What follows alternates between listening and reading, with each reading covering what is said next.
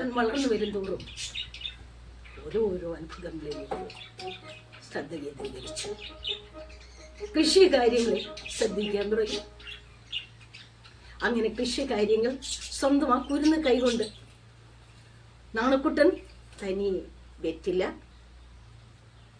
പച്ചമുളക്, തക്കാളി, വെള്ളരിക്ക, വാഴ, വഴുതനങ്ങ എന്നുകൊണ്ട് പച്ചക്കറി തോട്ടങ്ങളൊക്കെ ഉണ്ടാക്കി തുടങ്ങി. ഫലപുഷ്ടിയുള്ള സാധനങ്ങൾ ആ നട്ടുപിടിപ്പിൽ നിന്നും കിട്ടാൻ തുടങ്ങി. ഇത് കണ്ട് സന്തുഷ്ടനായി. അപ്പോൾ തീരുമാനിച്ചു, ഒരു കിണർ വേണമല്ലോ വെള്ളം കോരാൻ. പെട്ടെന്ന് തന്നെ ശ്രീ നാണുക്കുട്ടൻ ഒരു കിണർ കുഴിച്ചു, പാള കൂട്ടി ഒരു തൊട്ടിയാക്കി. അങ്ങനെ വെള്ളം കോരി ആ കൃഷിക്കെല്ലാം ഒഴിച്ചു തുടങ്ങി. അത്ഭുതം എന്ന് പറയട്ടെ, ആ കിണർ ഒരു കാലത്ത് അത്ഭുത കിണറായി ഭവിച്ചു. കാരണം ആ നാട്ടിലൊരു വളർച്ച ഉണ്ടായി. ആ നാട്ടിൽ മഴയില്ല. കൃഷി ചെയ്ത എല്ലാ പാടങ്ങളും സസ്യങ്ങളും കൃഷിസ്ഥലങ്ങളും എല്ലാം നശിച്ചു. വെള്ളം കിട്ടാതെ വറ്റി വരണ്ട്. പക്ഷേ നാണുക്കുട്ടന്റെ കിണർ വറ്റിയില്ല. അത് അത്ഭുതമല്ലേ? അതെ. കാരണം എന്താ? നാണുക്കുട്ടന്റെ തൃക്കരം കൊണ്ട് സൃഷ്ടിച്ച കിണറാണ്. ഈശ്വര ശക്തിയുള്ള, ഈശ്വര ചൈതന്യമുള്ള ആ നാണുക്കുട്ടന്റെ തൃക്കരം കൊണ്ട് നട്ടുപിടിപ്പിച്ചതെല്ലാം ഫലപുഷ്ടിയായി. അദ്ദേഹം ഉണ്ടാക്കിയ കിണർ വറ്റി വരണ്ടില്ല. ആൾക്കാരെല്ലാം ഓടി വരുന്നു. അയ്യോ അയ്യോ, നാണുക്കുട്ട, ഞങ്ങൾക്ക് ഇത്തിരി വെള്ളം വേണം, ഞങ്ങൾക്ക് ഇത്തിരി വെള്ളം വേണം, ഞങ്ങളുടെ കൃഷികളും പാടങ്ങളും എല്ലാം നശിക്കുന്നു, കുടിക്കാൻ വെള്ളം പോലും ഇല്ല.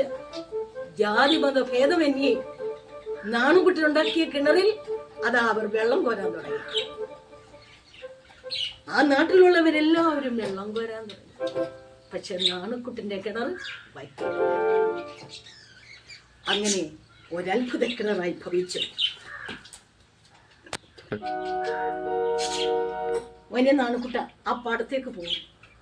ആ കന്നുകാലികളെയൊക്കെ ഒന്ന് ശ്രദ്ധിക്കും. അവർ ജോലി ചെയ്യുന്നത് ശരിയാണെന്ന് തോന്നുന്നില്ല. നാണുക്കുട്ടൻ കുറെ വളർന്നു. ശരി അച്ഛാ, പോകാം.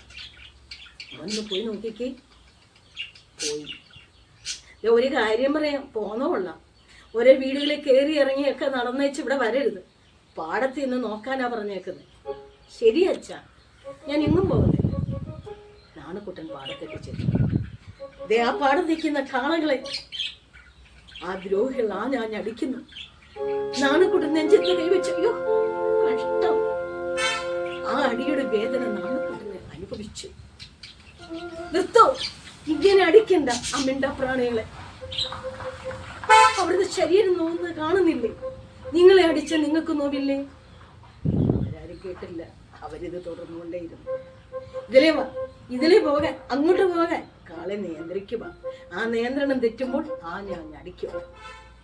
നാണുക്കുട്ടനൊന്നും നോക്കിയില്ല. ഭക്തജനങ്ങളെ ആ പാടത്തേക്ക് ഇറങ്ങി. നാണുക്കുട്ടൻ ആ പാടത്തിൽ നിന്ന് നിലം ഉഴുന്നു മറിക്കുന്നു.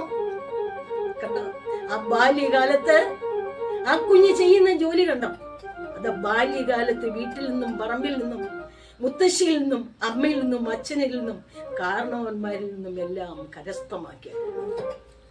തൊഴിലാളികളൊപ്പം പാടത്തിറങ്ങി ആ നിലം ഉഴുതു മറിക്കുന്നു. അതായിരുന്നു ശ്രീനാരായണ ഗുരു. ആ പാടങ്ങളിൽ കാളകളോടൊപ്പം കഥകൾ പറയുന്നു, തലോടുന്നു, ഉമ്മ കൊടുക്കുന്നു.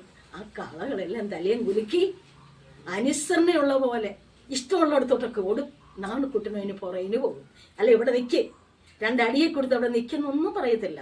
അത് പോകുന്ന പോക്കിൽ നാണുക്കുട്ടനും അവരെ നിയന്ത്രിച്ചുകൊണ്ട് മുന്നോട്ട് പൊയ്ക്കൊണ്ടിരുന്നു. അങ്ങനെ പാടത്തെ കൃഷി കാര്യങ്ങളെല്ലാം നിറവേറ്റി. എല്ലാവർക്കും പ്രിയപ്പെട്ടവനായി വളർന്നു. ആ സൗന്ദര്യം, അഴക്, പെരുമാറ്റം, ജാതി മത ഭേദമന്യുള്ള സ്വഭാവം, പ്രായപരിനോക്കാതെ ബഹുമാനം.